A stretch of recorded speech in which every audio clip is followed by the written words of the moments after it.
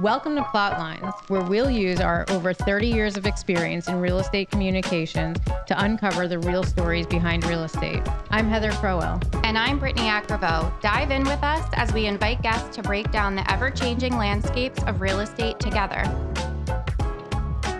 All right, welcome back to PlotLines, a podcast all about rewriting headlines in the real estate space. Today, we're so excited to have Dana McNeil, the founder and principal of Archer Rex. Dana, thanks so much for being with us. Thanks for having me. I'm really excited to talk about this with you all.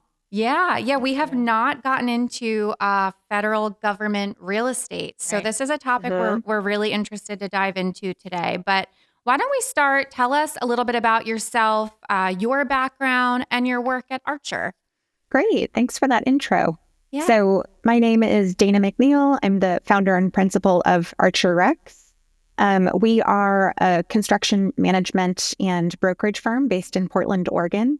And we like to say that we do anything with a government acronym. So largely that's at the federal level, but we also do participate in the SLED market. Okay.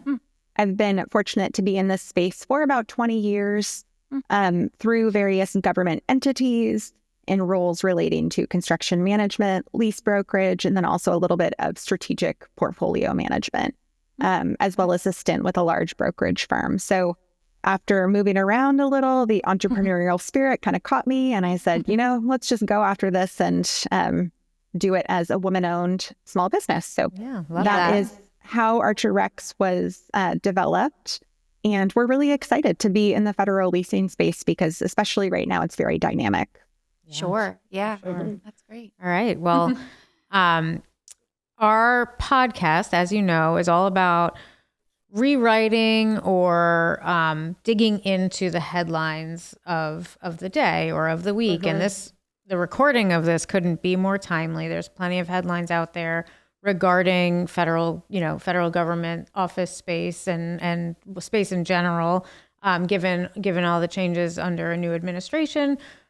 So we would love for you to help us break that down, give everybody sort of a look under the hood and a little bit of an understanding of what's truly going on out there.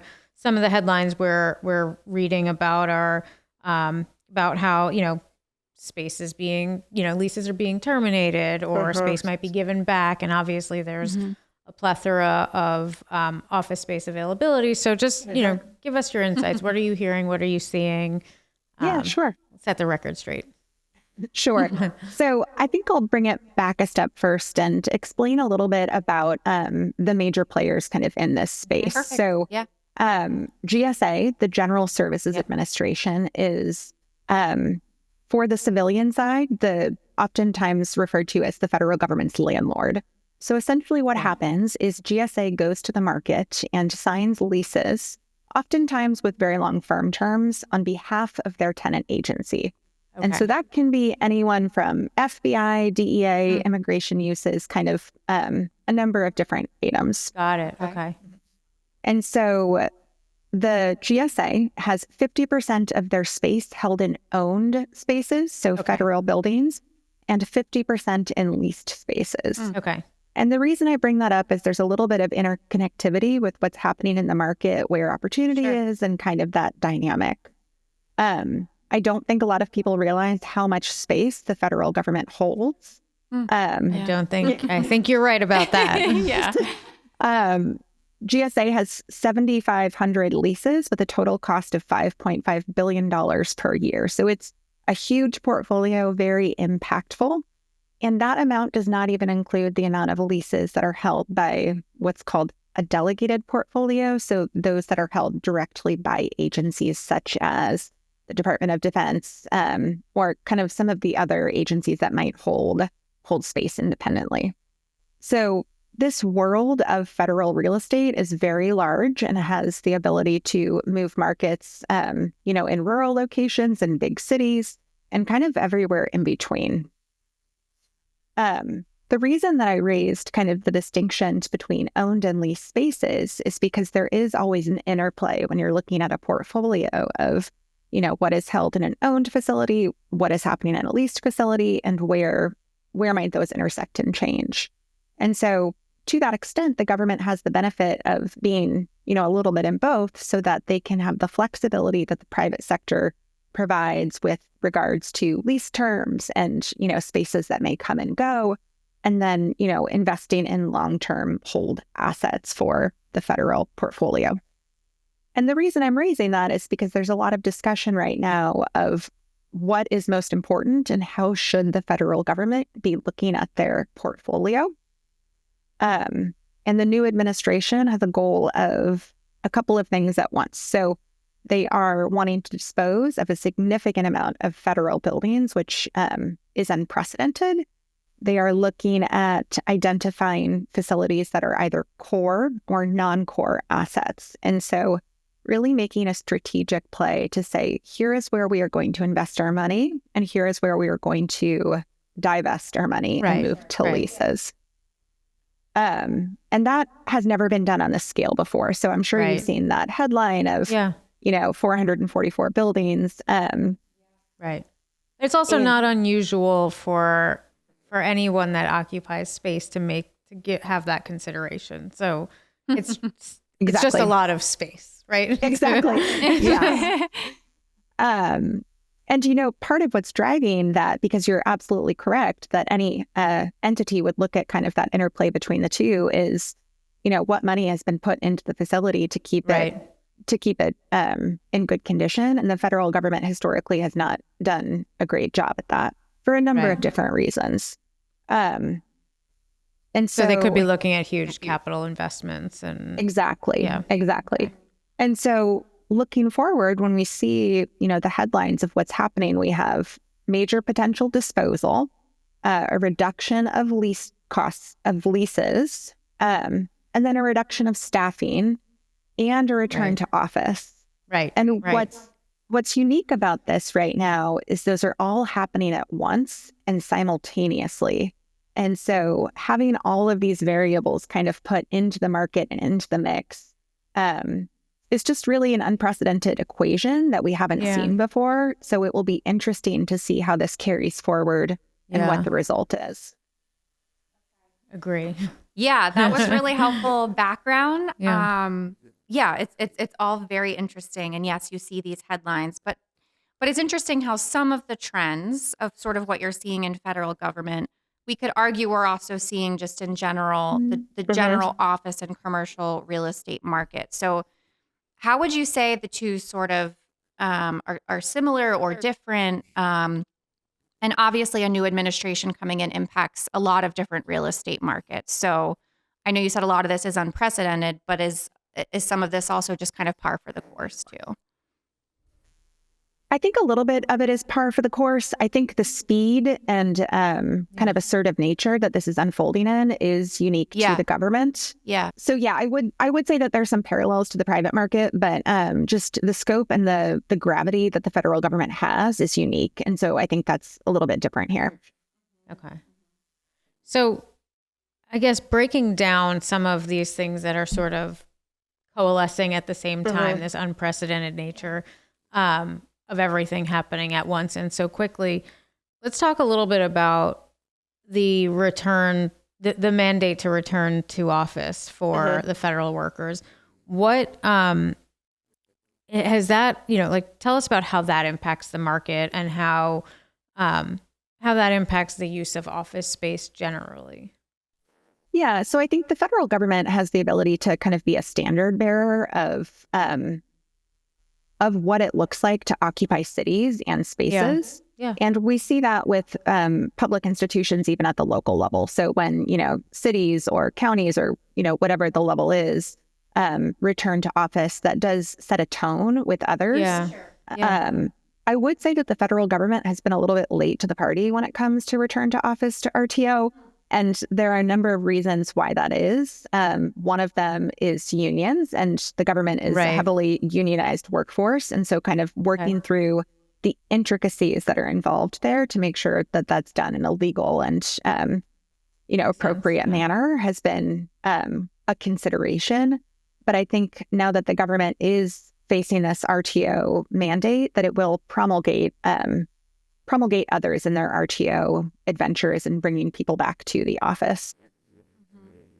Okay.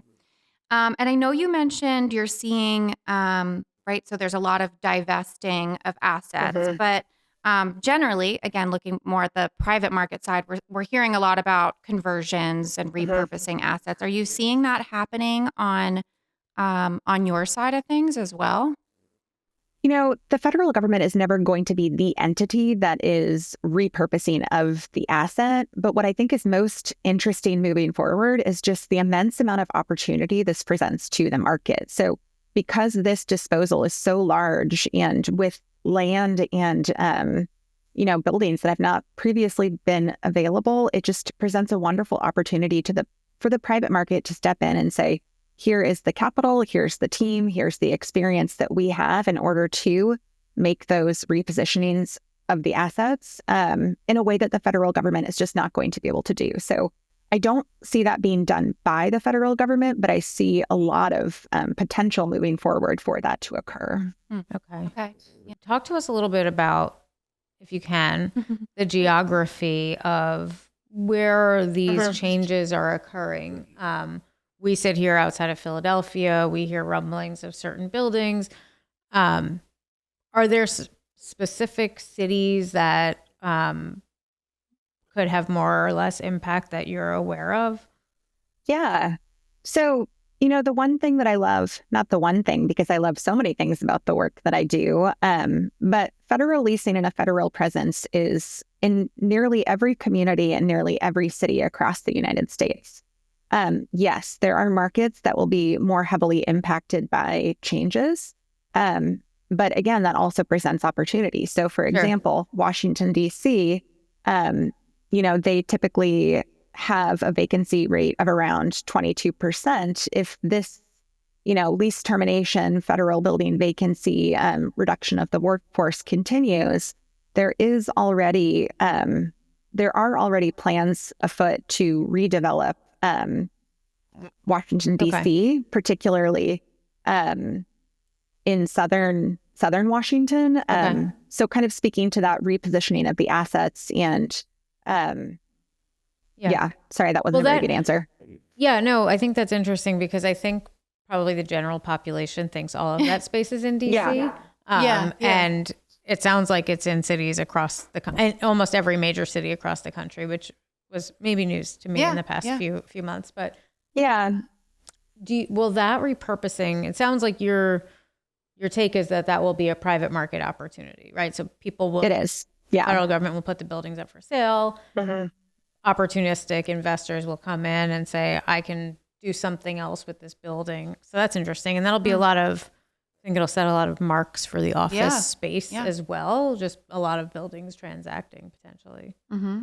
Yeah, I also think these kind of opportunities are ripe for public-private partnerships. So creative solutions that, maybe haven't existed in the past. There's a desire from all parties across the political spectrum to have well-functioning cities, great buildings that are the highest and best use for those buildings. Right. And so creative teams coming together with the government to execute on that, I think is going to be a successful outcome and strategy. Yeah. Okay. Well, we've talked about office, but, what about the federal government's ownership of like industrial or logistic spaces? How do you see that playing out? And obviously that opens a whole other can of things happening with the supply chain and, reshoring and all these things that we're hearing. So what does that look like? And then how do some of the outside factors happening in those areas impact the government strategy there? Yeah, thanks for that question. So just as folks sometimes don't understand what a large leaseholder the government is in office, as you've indicated, they also own a lot of industrial and logistics space. And one of the coolest things about the government is just all of the fingers that exist in real estate. So, we do some really cool things in my life. I've built dog kennels for law enforcement. I've built aviation spaces for folks to jump out of airplanes and fight, wildfires. So the breadth of the federal government's real estate portfolio is massive and unparalleled. So yes, to your question on industrial and logistics space, they do hold quite a bit of that. Regarding the specific component of reshoring or supply chain disruptions, I wouldn't say that we've experienced that directly, but the government is not immune to those impacts as it pertains to construction pricing. So obviously, across the spectrum in the last several years, we've seen significant construction cost increases, and the government is also seeing that, but not particularly related between the two, industrial logistics and then supply chain disruption and reshoring efforts. Okay. Yeah. All right.